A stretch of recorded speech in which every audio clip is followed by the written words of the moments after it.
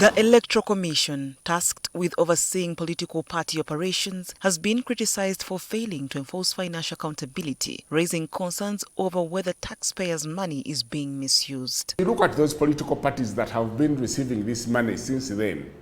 Are they stronger today than they were in 2015? You will discover they are as weak in terms of institutionalizing as they were before. So what did they use the money for?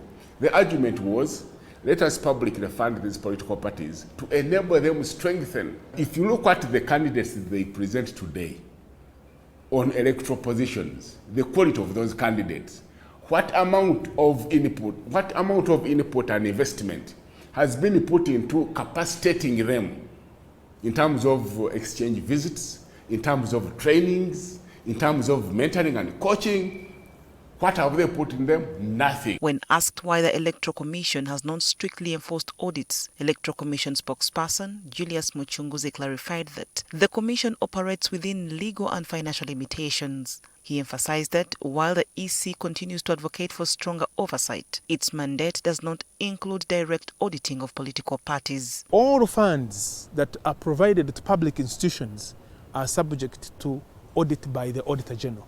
But the Commission receives the accountabilities from the political parties in accordance with the work plans that they provide when they are receiving these monies. We have asked and engaged the political parties in their own right as individual parties. We ask the question, even when there is no law that requires you to publish your annual budgets on the website, what stops you from doing it?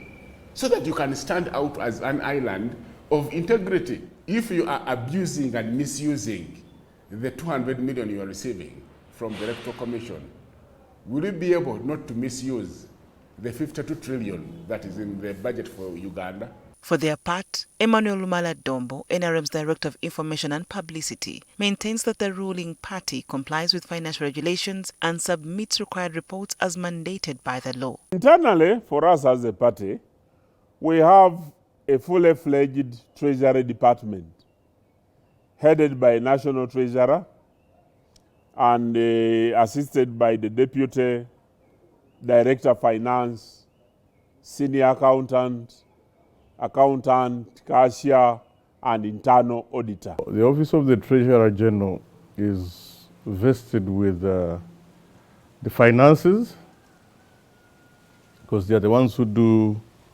generate the work plans, the budgets, and present them to the specific organs of the party for approval. While we want to put everything there on the table for everybody to know, the environment in which we operate sometimes makes it extremely difficult. You know, right now, like I said, we're very worried because if the regime comes and takes away some of the files in the accountant's office, they took away some of the files from the human rights office. Despite these assurances, experts warn that the lack of transparency in political party financing weakens democracy. Henry Muguzi argues that without proper accountability, party funding becomes a tool of entrenching political dominance rather than strengthening democratic processes. There is no requirement for a political party to submit an approved budget against which it will be held accountable on whether or not the money was utilized. So once the Electoral Commission receives this money, they should publish in the Gazette that we have received these reports about the public finances of political parties. The public is free to come and view them, because this is taxpayers' money we are talking about. Beyond party funding, concerns have emerged about the increasing commercialization of Uganda's elections, where money plays a dominant role in voter choices. Too much money in our elections undermines the integrity of the electoral process. It was introduced by individuals themselves in an effort to undermine or undercut those who were there, the incumbents. The aspirants can come to a constituency, they begin doing things which are not the responsibility of a member of parliament.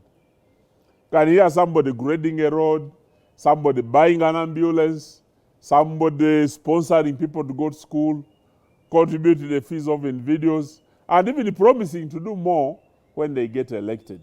Political leaders acknowledge that the cost of running for office has skyrocketed, making it difficult for individuals without significant financial backing to compete fairly. They argue that elections should be won based on policies and leadership qualities, not financial muscle. Electoral Commission as a regulatory body is supposed to weigh down on this.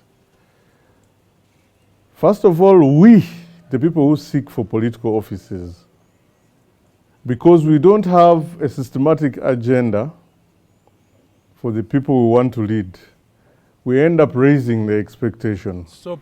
They should allow competition. You know, every time they know anybody who is funding the political party, whether it is just a Ugandan in the diaspora who sends through money, then this person is intimidated. Julius Muchunguzi agrees that commercialization has distorted Uganda's electoral process. He warns that such practices ultimately come at a cost to governance and democracy. We need to take collective efforts to fight and clean our electoral process and rid it out of excessive commercialization. He raised serious concerns about illicit funding, cautioning that some political parties receive financial backing from undisclosed and potentially illegal sources.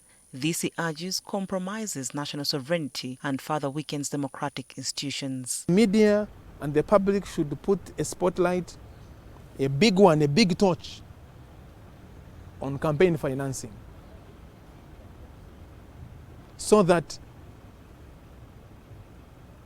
money that shouldn't be in our elections is not in our elections. With Uganda heading towards the 2026 general elections, the debate over political party funding and election commercialization continues to grow. While reforms are being proposed, the question remains whether political leaders and institutions will take the necessary steps to ensure a transparent and fair electoral process.